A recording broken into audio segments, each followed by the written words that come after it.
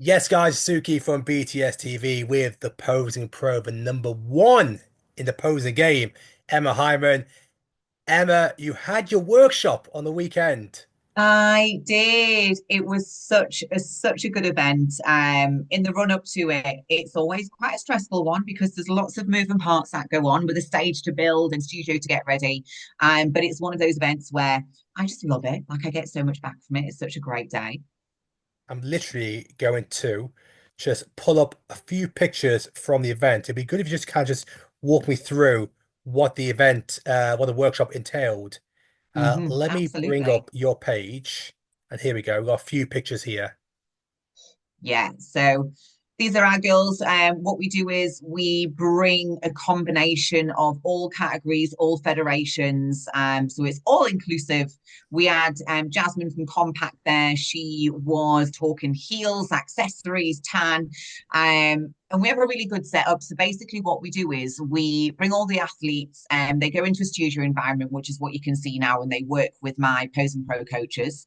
They work through basics and fundamentals, then they look at the stagecraft and presentation. Then I bring them onto the stage and we run through what would happen on show day. We do that for the first half of the day. And then in the second half, what we do is we just do run through. So it's literally like a dress rehearsal for what you would get on stage. It's always the event that kind of bridges the gap between studio and show day because it gives people that stage experience, which is something you just don't get unless you're on stage competing. So sometimes for a lot of people, when they do these group classes, it can be quite daunting if they've never done something like that or they're a first timer. What was a mix of the girls who were there from first timers to seasoned competitors? Yeah. So I had literally people who had just had their first studio session with me the week before, and they're getting ready to do a first timer show later in the year. I had that level, and then I had IFBB pros there that have competed, got their pro cards, waiting to do their pro debut. So it is a massive mix, but I think because it's not about no one's there to win on the day. So it doesn't really matter if you're still in an improvement season or you're ready to get on stage because essentially it's all about you and what you do on stage, how you deliver, how you present, how you pose, how you conduct yourself on stage. And it's just really priceless because after each time the athletes have been on stage, we give them feedback. So they get given feedback. So it might be like, you need to pose with more conviction, or we need to see a little bit more flow and smiling and connect with the judges. So we really focus on the stagecraft element of it. So by that third run on stage, it's like you're ready to fly the nest now. You're ready to go and get on that stage, and they feel so much more confident. It really lets them know where they're at posing wise as well. Because sometimes when you're in the studio posing, it feels very different to being on stage. And sometimes I'm sure a lot of us can agree with this. When you step on stage, everything that you've been practicing in the studio can go out of the window. You just kind of you forget a lot of things. And this is what I kind of call like a mastery experience, because once you've had that experience on stage and you have been put in that environment, it's in the body. It's fully locked into the body. So that's the goal with it, really, to give them that experience. So when they do get on stage, it's not alien. They're not figuring it out on show day. Well, I love that awesome event. Now, this leads us nicely to the weekend just gone. Now, we're going to look at two videos here, and we're going to start off with it was a San Diego show, Yeah, muscle contest, and we're getting every week goes by, we get a better idea of what the NPC, what the IPB are looking for in fit model. And I'm yeah, going to bring up the winner of the yeah. overall, which was Jane Jane Jones. So Jones. if I just quickly grab a page, and I know she was. Let's get it here. Here we go. So on the first one, I'm going to go back to posing in a moment, but let me just grab a couple of pictures, and here we go. So this is Jane. Sorry, not the best picture, but it's a bit distorted. But as I mentioned, I think now we are getting to a position where we're starting to understand a bit more about the look. This is a very similar look to maybe like it was Emily Chanel, who won over at the muscle Yes. contest in Vegas, Yes. came second overall behind Angie in the pro qualifying in Tokyo. But Yeah. I know I've sent you the video of Jane's posing, so I'm going to bring this up. And just like we do with every week, we want to look at the posing, Yeah. and this will give us a better idea Yeah. of the fit model criteria on the posing Yeah. side. So while I let you watch it for a moment, once again, this is Jane's first ever show as a fit Wow. model competitor. And Has she she not only, competed in the bikini division before? I, I believe she has, Yeah.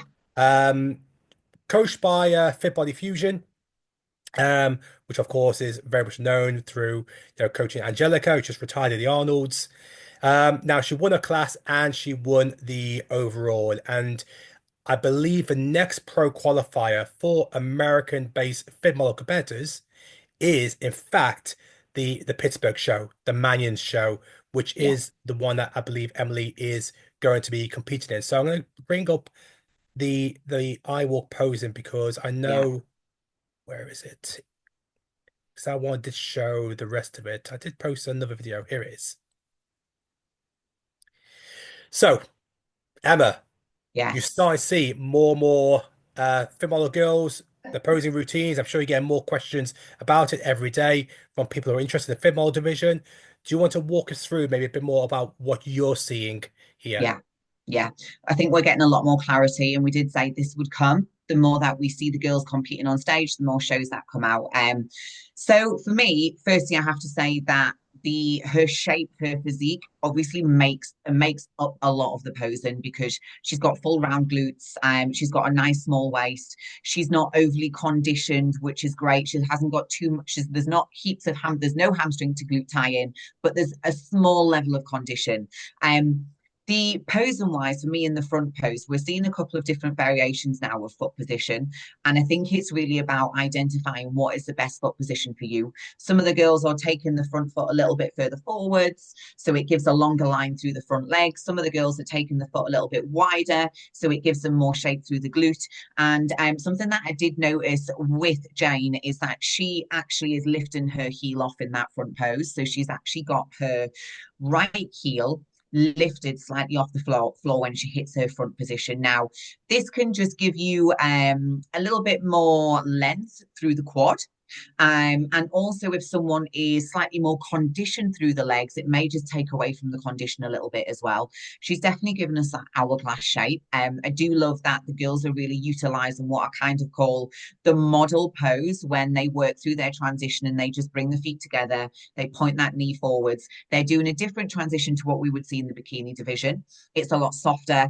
It really gives that catalog model type of position where it's nothing that's overflexed, which is exactly what the judges want to see. They basically were looking for that glute, we're looking for that tiny, tiny waist, and just not overly conditioned, but still with a nice amount of muscle development that looks healthy.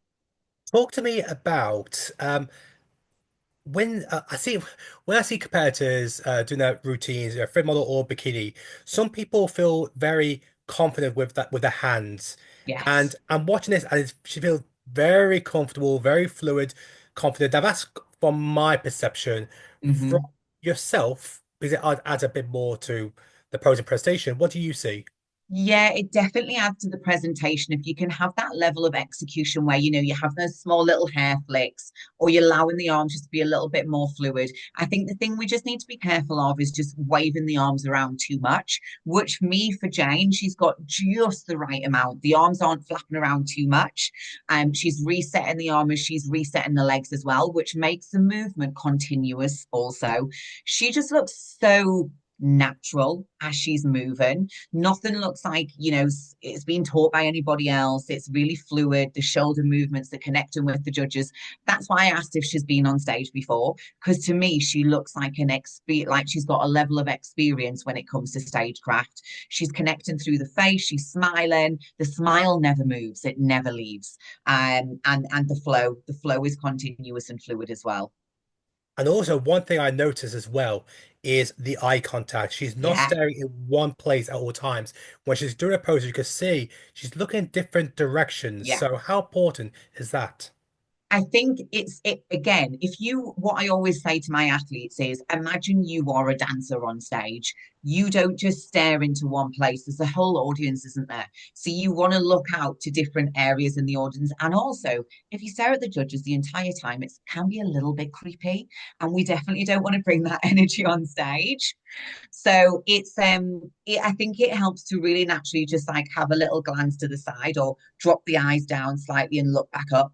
And I think, with social media and there being so much competition footage, so many girls showcasing their stagecraft and presentation, I think this just is becoming more and more evident through all of the categories. So So you definitely want to have that eye contact.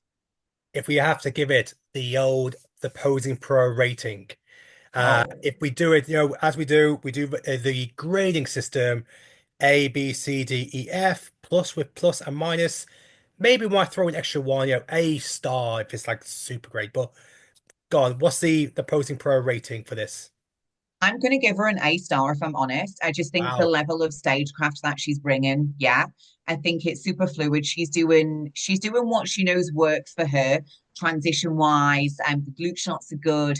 The model pose, I think, works really well on her frame. She's moving really fluidly with the foot positions. So I'm like, she's one of the best I've probably seen posing wise and physique wise as well. She feels like she's got the whole package. I was going to ask, you beat me to the next question. I was going to say, we've seen a few girls at the moment, Angie, Emily, and a Yeah. few others we've looked at. And you've always said, from what you see from Jane, you think this Mhm. is the best posing, the best look you've seen so far. Yeah, for sure. For me, um she's got the best physique and she's got the best posing. So that's the Jane.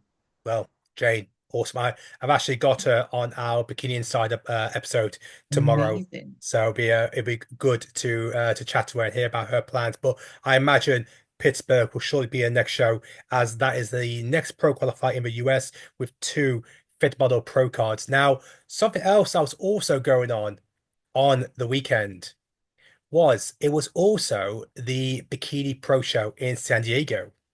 And the winner of the class was Emmy Person. Now, I don't think I've sh sent you the video yet, so I'm gonna play out while I kind of explain a bit more about this.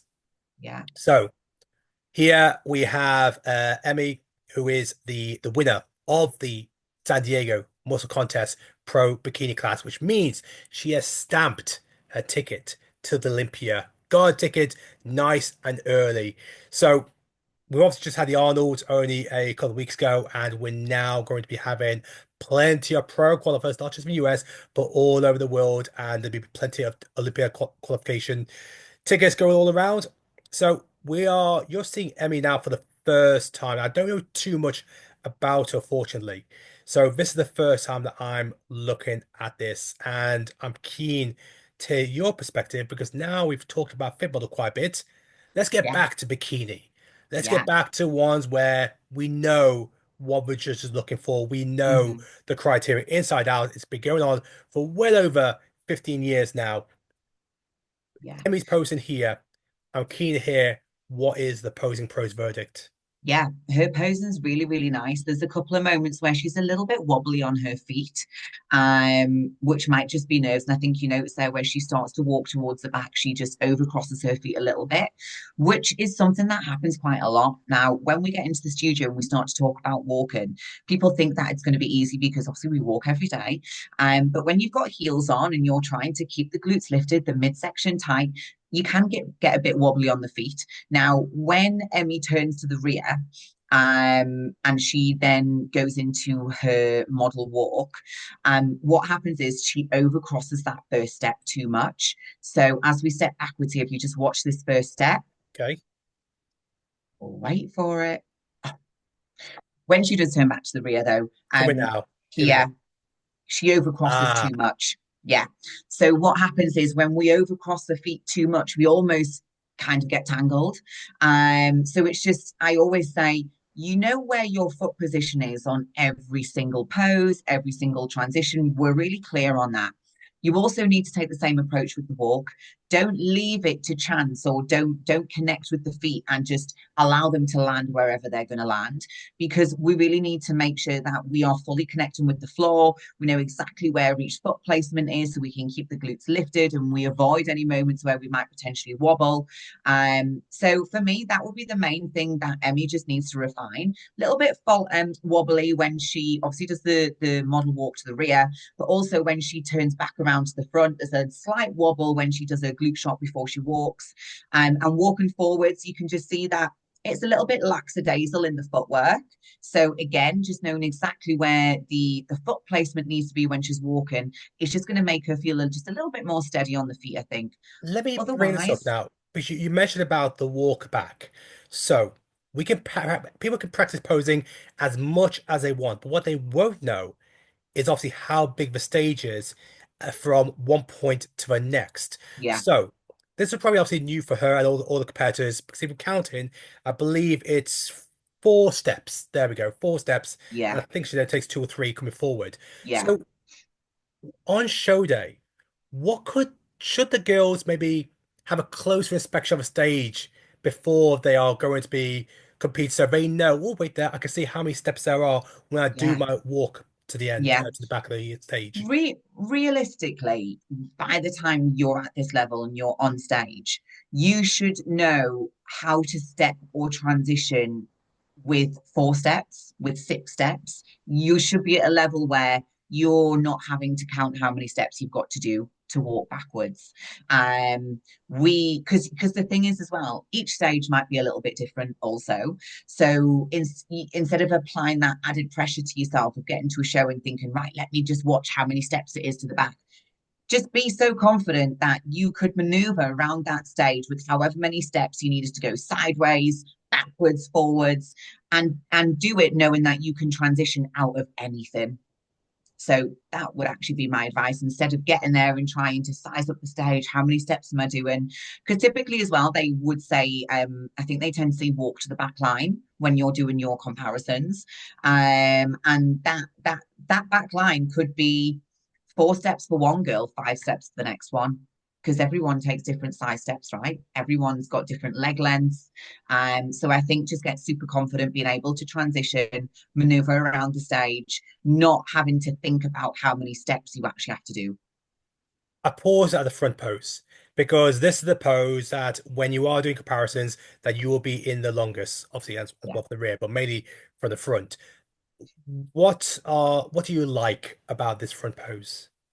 I love that she has got a really beautiful taper from the front shoulder down to the waist, which is obviously a huge tick box for the criteria. The glute pushes out more than the shoulder, which is what we really want to see in this bikini division.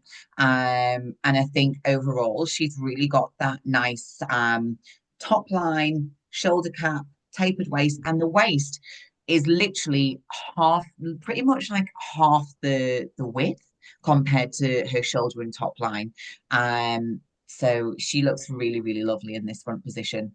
I just make sure that she doesn't internally rotate the delts anymore, because then it can become a little bit trap dominant through that top line. So just really thinking about dropping the traps down the back when she's sitting into this front pose. But otherwise, you can see why she's won. So the posing pro rating, what are we giving her? Um, Pose and Pro rating. Now, what I'm also going to identify in that front pose as well is that Emmy is turning her front toe forwards, which is not something that works for everybody. When you turn the front toe forwards, it actually takes just a little bit of thickness off the quad. So if you're someone that maybe is just naturally quad dominant, or you hold a little bit more volume through the quad, turning your front toe towards the judges could just give a little bit more of a longer line through the quads and the hamstring, which then obviously is going to make the glute pop a little bit more as well. So my rating, I'm gonna give Emmy for the front pose only, right? So this is the overall presentation. Overall Yeah. presentation, I'm gonna give a B plus, because there's a little bit of wobble. The top line in the front pose, I think she could just maybe just lift through the chest a little bit more. In the rear position, when she has the hands on the legs, I think the elbows are a little bit too wide. So I think the elbows could just be pulled in slightly in that rear position. And then there's a slight wobble. So B plus. B I plus. love this though, when she turns around to the front and we kind of get that superwoman pose. Ashley Kay, Janet uses this.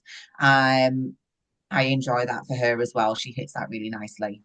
Well, look, unbelievable result to actually stamp your ticket to Olympia. Yeah, Everyone's goal, and you're there already. So a huge congratulations to her and her team. Now we're going to finish off by I like to bring up always look at some of your posts as well. And the one yeah, post I want to bring up is correct, your front pose corrections because we've talked about fit model, we've talked about bikini, but we yeah, haven't done much around figure or yeah. these the classes that can be specific to these front poses that you're looking at. So Hmm. you did a post recently, and it's all about small tweaks you can make on your front pose to give it the biggest possible impact. Because as we know, the front pose is going to be one of the first things the judges will see. It's going to be the most impactful, and it's the ones we see when you have with figure competitors and women's physique when it comes to like all the content on social media. Yeah. I'm keen to hear you obviously just talk to me about, and also the viewers about these small tweaks people can make on their front pose. Yeah.